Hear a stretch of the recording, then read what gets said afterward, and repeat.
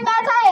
मैं इयत्ता तीसरी मध्ये शिकत आहे। गूंज रहा है दुनिया में हिंदुस्तान का नारा, चमक रहा है आसमान में हमारा तिरंगा। माननीय अध्यक्ष, गुरुजन वर्ग आणि माझ्या मित्र मैत्रिणींनो, तुम्हा सगळ्यांना माझा नमस्कार। 15 ऑगस्ट 1947 रोजी भारतात स्वातंत्र्य मिळाले। मित्रांनो, भारत देशाला स्वातंत्र्य सहजासहजी मिळाले नाही, त्यासाठी अनेक शूरवीरांनी आणि क्रांतिकारकांनी आपल्या प्राणाची आहुती दिली। त्यामध्ये मंगल पांडे, भगत सिंग, राजगुरू, सुखदेव आणि झाशीची राणी या सर्वांनी आपल्या प्राणाची आहुती दिली। ना जातीसाठी लढले, ना धर्मासाठी लढले। शूर भारतीयवीर फक्त आणि फक्त देशासाठीच लढले। इंग्रजांना घालवण्यासाठी वाटते ते करू अथवा मरू। हिम्मत असेल तर माझ्या अगोदर चालवा।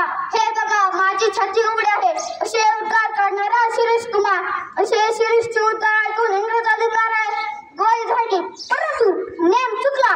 शिरीष म्हणाला, नीट नेम धरा, गोळ्या संपल्या तर नाहीत ना। इंग्रज अधिकारी हे ऐकून अजूनच चिडला आणि त्याने जाऊन गोळी झाडली। शिरीष जागावरच कोसळला। जे देशासाठी लढले ते अमरहुतात्मे झाले, सोडिले सर्व घरदार, त्यागिले सुख संसार। ज्योती समजीवन जगले ते अमरहुतात्मे झाले, ते अमरहुतात्मे झाले। जय हिंद, जय भारत।